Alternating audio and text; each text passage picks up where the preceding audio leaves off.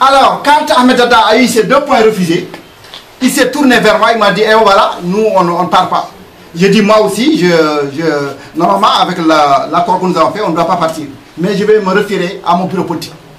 Je suis venu au bureau politique ici, je leur ai dit, voilà, Aziz a accepté tous les points, mais il a refusé les 2 points d'Ahmed.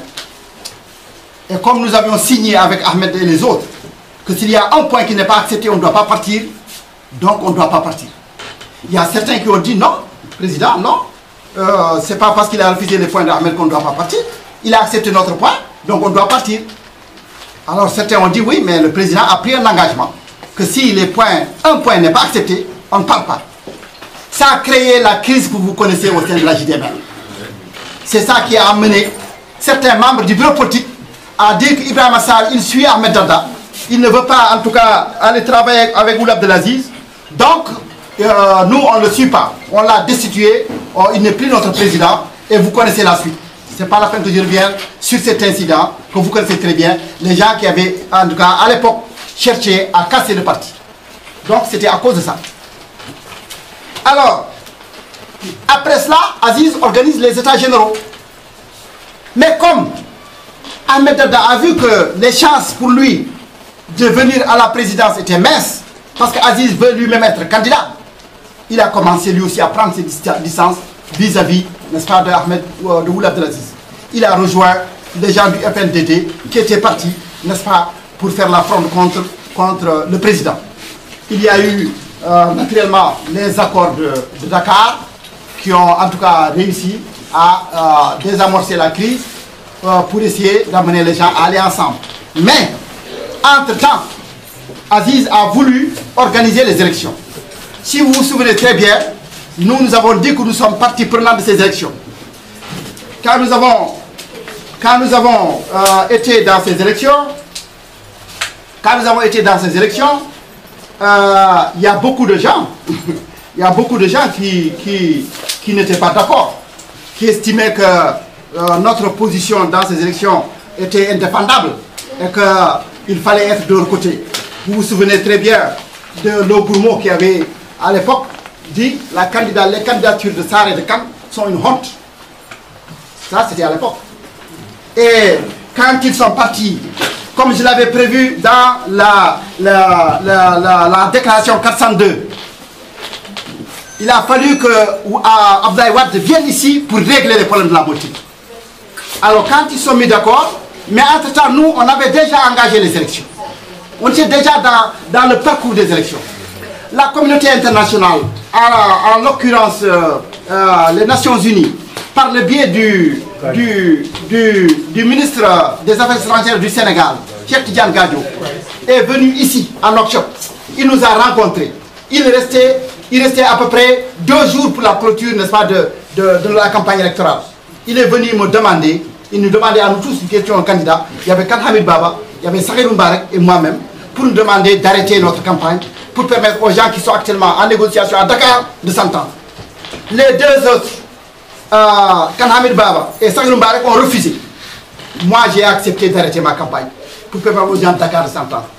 Mais quand ils se sont entendus, ils sont entendus sur notre dos.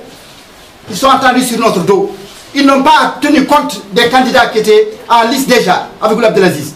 Abdelaziz a traité avec eux, ils ont partagé tous les postes, ils ont tout pris ensemble, il leur a donné tout ce qu'ils avaient demandé et nous, ils les ont oubliés. Même l'argent qu'on avait dépensé à l'époque pour notre campagne ne vont même pas pu être remboursés. Et il a fallu reprendre les élections.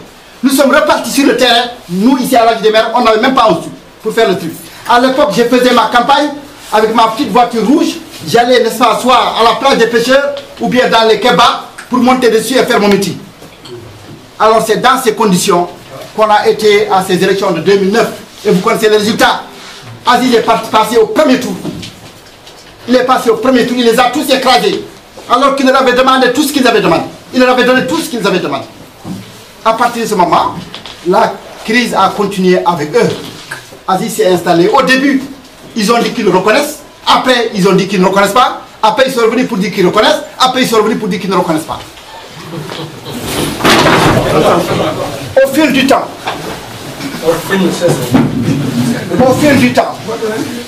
la JDMR a fait une analyse. La JDMR a fait une analyse profonde de la situation. Nous avons compris que ce pays, il y a un système. Ce système, il dirige ce pays, mais le régime qui est en place n'est qu'une émanation de ce système. Et que l'opposition qui est en train de lutter contre le système, du moins qui est en train de lutter contre le régime en place, n'est pas opposée au système lui-même, mais est opposée au régime. C'est-à-dire, eux, ce qu'ils veulent, c'est de changer la tête, être président de la République, mais ce n'est pas changer les fondements même, n'est-ce pas, du système en place. Quand nous l'avons compris, et que nous avons vu à l'époque, Boulay Abdelaziz, après qu'il a été, n'est-ce pas, président de la République, il est parti à Kéidi, vous vous souvenez très bien. Il a fait la prière sur les morts, sur le mort. Il a fait des déclarations importantes. Parce que Sid Woulchier, à l'époque, quand il a fait son fameux discours, il a bien reconnu qu'il y a eu des exactions contre les négro-africains et qu'il s'en émeut. Il a dit qu'il s'en émeut. Vraiment, il s'en émeut. Mais il n'a pas dit que l'État était responsable. Sid Woulchier n'avait pas dit que l'État était responsable de ce qui s'est passé. Mais Aziz Akeidi a dit que l'État mauritanien est responsable de ce qui s'est passé. Ça, c'est important. C'était une avancée. À partir de ce moment, il s'engageait à régler les problèmes. Alors, il s'engageait à régler les problèmes. Et quand il est revenu, Aziz, qu'est-ce qu'il a fait? Il a commencé à arrêter les grands banquiers. Il a lutté contre ce qu'il appelait la gabégie. Il commençait à prendre des bonnes résolutions. Alors, c'est à ce moment que la JDMR s'est réunie et a fait une analyse approfondie de la situation. Et a sorti ce document qu'on appelle ce qu'en pense la JDMR. Ce document, c'est lui qui nous a amenés à étudier les voies et moyens pour traiter avec Boulay Abdelaziz sur des bases très claires. Parce que nous avions compris qu'Aziz, bien qu'issu du système, il était en train de s'en écarter. Il était en train de prendre des choses qui, on dirait, vont à l'encontre du système. Et nous avions pensé en toute honnêteté à l'époque que ce bonhomme-là, il fallait le pousser. Il ne fallait pas le laisser récupérer, se faire récupérer par les éléments de Maouya au système état. C'était ça notre conviction. Qu'au moment où il est en train de faire de bonnes choses, il fallait plutôt le soutenir au lieu de lui donner des coups de poing, comme certains faisaient. Et en ce moment, j'en ai discuté avec certains leaders de l'opposition, en particulier Boul Mouloud. Nous étions invités aux journées portes ouvertes, n'est-ce pas, de l'armée, et nous étions ensemble dans un bus, et nous avons eu à discuter tout le long du trajet. Voilà ce que je disais à Boul Mouloud. Je lui dis, Monsieur le Président, Boulay Abdelaziz que vous voyez, ce jeune, c'est un officier, il est jeune, il n'a pas d'expérience politique, il vient de prendre le pouvoir. Il faut venir le soutenir. Nous allons essayer de le pousser pour qu'il aille dans le sens, n'est-ce pas, des actions qu'il a commencées pour qu'il ne recule pas. Parce que si on le laisse tout seul, les gens de Maouya vont le récupérer et il va être pire que Maouya. Boulay Mouloud m'a dit, oui mais moi je n'ai pas confiance en ce bonhomme-là, parce que tu as vu les accords de Dakar, tout ce qu'on avait fait, il ne respecte pas, on ne peut pas lui faire confiance. J'ai dit, mais de toute façon, vous avez toujours été pour le dialogue. Même au temps de Maouya, vous étiez pour le dialogue. Vous avez même voulu dialoguer à l'époque avec Maouya au système état. Ce bonhomme-là, moi je suis convaincu que si on met un tir de barrage derrière lui, il ne reculera pas. Sinon, il va être récupéré par les gens de la réaction. À l'époque, déjà quand Hamid Baba était là-bas, à l'époque, Mouli Hallala était là-bas, à la majorité. Donc il y avait beaucoup de partis qui étaient déjà là-bas. Et la JDMR donc, a fait ce travail, n'est-ce pas, de mémoire, pour estimer que peut-être les conditions sont venues pour voir avec la majorité, est-ce qu'il y avait des possibilités pour trouver une solution de compromis afin de régler certains problèmes, n'est-ce pas, qui sont liés aux populations. Nous avons discuté donc, comme je vous ai dit, avec 8 mois. Voilà la note de synthèse. Les 7 points que nous avions soulevés, n'est-ce pas, et que le pouvoir a accepté. Les 7 points sont là. Voilà cette note de synthèse qui nous a liés avec le régime de Boulay Abdelaziz. Et nous avons paraphé à l'hôtel Wissal. Nous avons appelé toute la presse.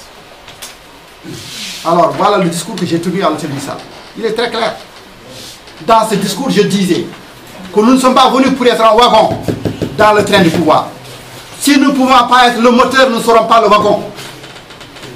Et que si au bout du compte, nous constatons, et ça je voudrais bien que tu en prennes compte, nous constatons que les points que nous avions soulevés ne sont pas acceptés, ne sont pas du tout mis en exécution, nous allons quitter. Ça a duré 1 an. Nous avons constaté que ça n'allait pas. Quand je suis venu à la majorité, mais allez-y demander au parti de la majorité, quand Sarr est venu de voir ce qui s'est passé, ça a été très chaud.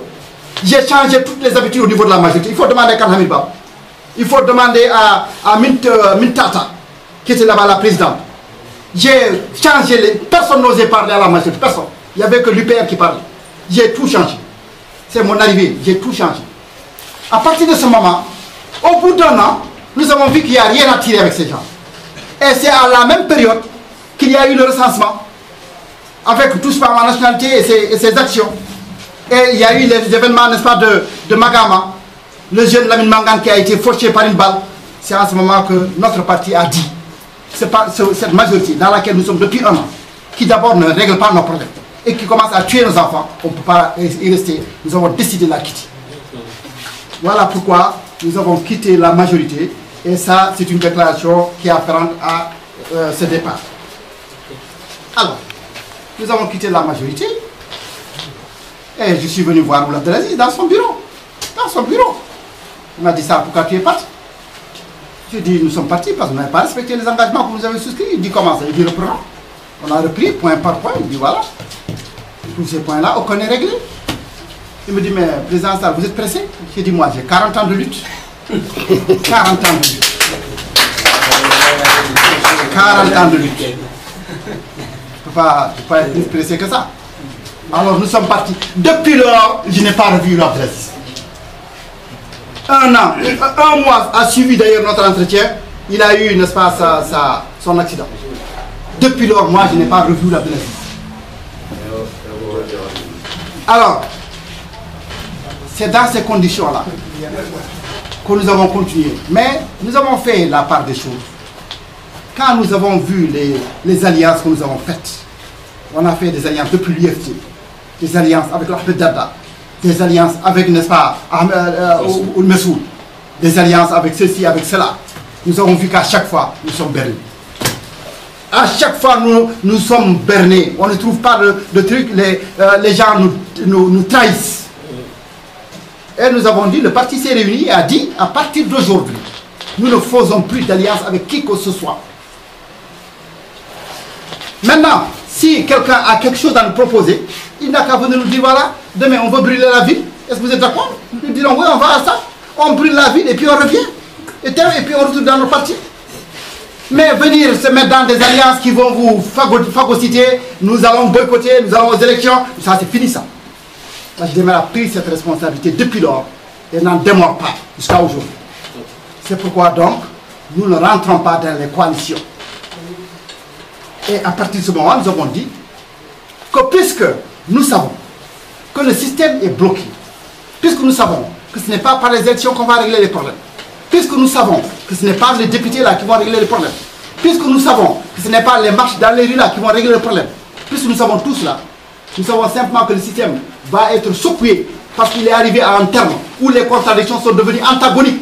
Parce qu'au niveau du système, les tenants du système sont dans des contradictions antagoniques. Et il ne peut y avoir qu'une cassure. On ne souhaite pas du mal à la Mauritanie. Mais je ne vois pas d'autre solution parce qu'ils n'ont pas été intelligents. S'ils avaient été intelligents comme les Sud-Africains. Les Sud-Africains, qu'est-ce qu'ils ont fait? Les Blancs Sud-Africains ont l'essentiel de l'économie du pays. Les Noirs forment la majorité du pays. Les Blancs Sud-Africains ont été conseillés par les Américains, les Français et les autres Européens. Et eux-mêmes, ils se sont retrouvés entre eux. Ils ont dit, si nous voulons la survie pour nos petits-enfants, il faut qu'on trouve une solution à ce problème d'apartheid. Ça ne peut pas durer. Alors, qu'est-ce qu'il faut faire? Nous allons essayer de négocier avec les Noirs pour pouvoir préserver les acquis économiques que nous avons. Et ils ont par la suite rencontré un leader hors pair, quelqu'un d'exceptionnel, Nelson Mandela, qui a compris effectivement cela. Nelson Mandela a discuté avec les hommes d'affaires sud-africains pendant qu'il était en prison. Il a discuté avec eux. Je vais laisser vos entreprises fonctionner. Je ne vais pas toucher à votre économie. mais céder le pouvoir, n'est-ce pas, à la majorité noire. C'est ce qu'ils ont fait, avec l'appui de la communauté internationale. Et les hommes blancs sud-africains qui ont compris le sens de l'histoire, les De Klerk et les autres, ils ont fait des réunions entre eux pour décider qu'on va arrêter l'apartheid. C'est pourquoi moi je dis toujours que les morts blancs là, pourquoi vous ne vous réunissez pas pour décider d'arrêter l'oppression à Mauritanie? Mais tant que les morts blancs ne se réunissent pas entre eux, qu'ils décident de mettre fin à cette oppression, on ne va nulle part, il ne faut pas vous tromper. Et c'est pourquoi quand je vois des gens comme Moul Boubacar, aujourd'hui, je ne fais qu'applaudir, parce que ça commence. Mais avant lui, il y avait d'autres. Il y avait d'autres que vous connaissez. Nous avons connu les jeunes du MDI, nous avons connu des gens comme Habot, député d'Éric, nous avons connu, n'est-ce pas, des avocats comme Maître Ebeti. Nous connaissons beaucoup de morts qui, en tout cas, depuis toujours, ont eu le seul langage pour qu'il y ait une Mauritanie plurielle où tous les droits sont respectés. Mais il faut que ça aille plus loin. Il faut que ce mouvement des morts blancs, capable de faire abstraction de leur race, pour qu'ils comprennent que pour qu'il y ait une Mauritanie plurielle qui va survivre, il faut nécessairement qu'ils sachent, qu'ils lâchent du last et qu'on trouve une plateforme. Et cela, c'est à cela que nous appelons. Donc, nous avons dit que c'est tout ce qui nous reste. Continuez à parler. C'est pourquoi je participe aux élections présidentielles. Ce n'est pas pour gagner la présidence. Je sais que je suis très loin de ça, dans une Mauritanie comme celle-là. Ce n'est pas pour être quoi que ce soit, mais c'est pour simplement avoir l'occasion de faire passer le message. Et quand